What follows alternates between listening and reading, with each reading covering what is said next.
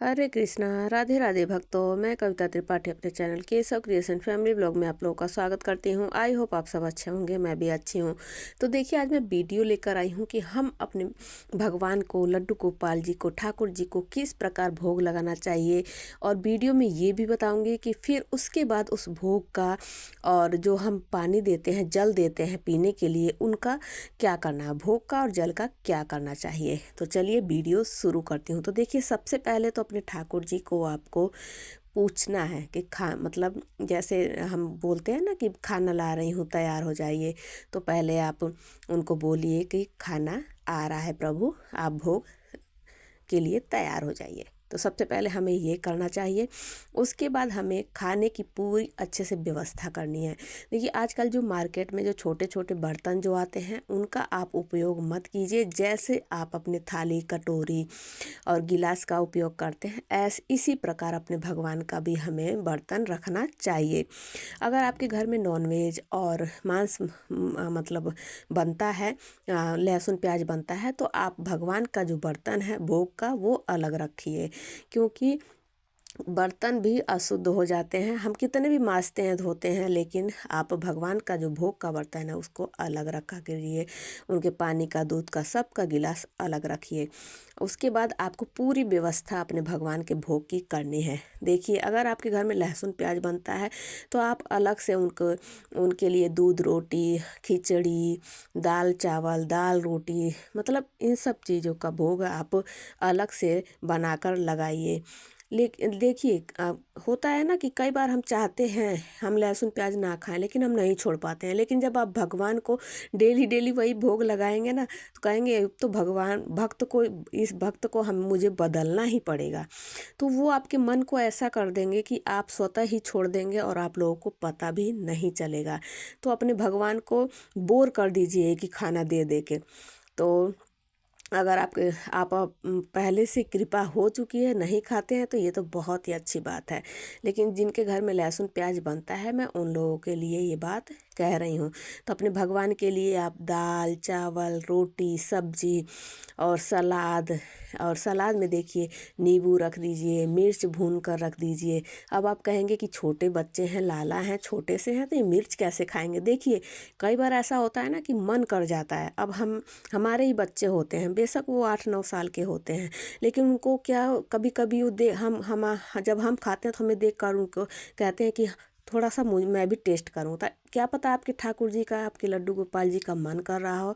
तो इसलिए आपको भोग में सब कुछ रखना चाहिए। अचार रख दीजिए थोड़ा सा, और मूली और खीरा काट कर, मिर्च काट कर, मिर्च भून कर भी रख सकते हैं। नींबू नींबू दे दीजिए, क्या पता नींबू खाने का मन कर रहा हो। नींबू अपने सलाद में डालिए, दाल में डालिए। तो और उसके बाद पूरा भोग की थाली तैयार कीजिए, और सब जितने भी भोग हैं सब में तुलसी दल जरूर डालिएगा। उसके बाद अपने हाथों से अपने प्रभु को भोग लगाइए। खिलाने के बाद उनको 5-10 मिनट के लिए, 5 मिनट के लिए भोग रहने दीजिए। उसके बाद दोबारा पूछने आइए कि प्रभु और कुछ तो नहीं चाहिए। तो अगर चाहिए तो बता दीजिए। और देखिए, क्या एक बात बताती हूँ मैं।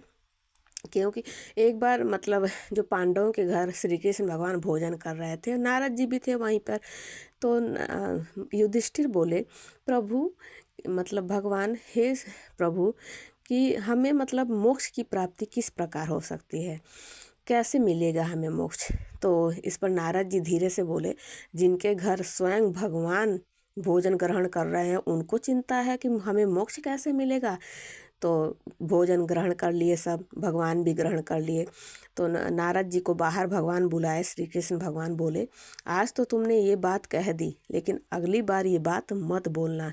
तो नारद जी बोले, क्यों भगवान, ऐसा क्यों कह रहे हैं। तो बोले कि श्री कृष्ण भगवान बोले कि भगवान को तो केवल एक बार भोजन दे देंगे, वो भी थोड़ा थोड़ा सा, और उसके बाद दोबारा पूछने भी नहीं आते कि प्रभु आपको दोबारा किसी चीज़ की ज़रूरत तो नहीं है। लेकिन मेहमान को क्या पूछ पूछ के भोजन कराते हैं। कि अब एक पूड़ी और ले लीजिए, एक पूड़ी ज़्यादा भी दे देते हैं, थोड़ी सी सब्ज़ी ज़्यादा दे देते हैं, ले लीजिए ले लीजिए। कितने भी मेहमान मना करता है, गेस्ट मना करता है, लेकिन फिर भी उसको बार बार पूछते हैं। तो भगवान भगवान बनकर मैं अगर आऊँगा तो मुझे केवल इतना सत्कार नहीं मिलेगा जितना एक मेहमान को मिलता है। तो आगे से नारद जी को बोले, आगे से आप ऐसी बात मत करना। तो नारद जी बोले, अच्छा ये बात है। तो इसी प्रसंग से आप समझ गए होंगे कि अपने भगवान को ऐसे, अब होता भी अधिकतर यही है कि एक बार हम भोग लगा देते हैं, अधिकतर ऐसा ही होता है। तो इसलिए मेहमान की जैसे हम खातिरदारी करते हैं ना, ऐसे अपने भगवान के, अपने लड्डू गोपाल की, ठाकुर जी की आपको सेवा भोग करनी चाहिए, भोग ऐसे ही लगाना चाहिए। इस प्रसंग से आप समझ गए होंगे कि भगवान ने ऐसा क्यों कहा कि मेहमान बनकर ही हमें मतलब जो सत्कार मिलता है वो भगवान बनकर हमें सत्कार और सेवा भाव नहीं मिलता है। तो हमें ठीक उसी प्रकार भोग लगाना है। तो जैसे हम मेहमान का आदर सत्कार करते हैं, बार बार उनसे पूछते हैं कहीं कहीं मतलब किसी चीज़ की ज़रूरत तो नहीं, तो इसी तरह हमें अपने भगवान से भी भोग लगाने के बाद भी पूछना है कि और कुछ तो प्रभु आपको ज़रूरत नहीं है। तो अगर ज़रूरत हो तो आप ले लीजिए, एक बार ज़बरदस्ती भी दे दिया करिए एक पूड़ी। तो इस तरह से आपको भोग लगाना चाहिए। आई होप आप लोगों को वीडियो पसंद आई होगी। और देखिए उसके बाद भोग लगाने के बाद आप क्या कर सकते हैं, अगर आपके घर लहसुन प्याज बनता है तो भोग आप मतलब किसी बच्चे को दे दीजिए, चाहे आप स्वयं भी ग्रहण कर सकते हैं।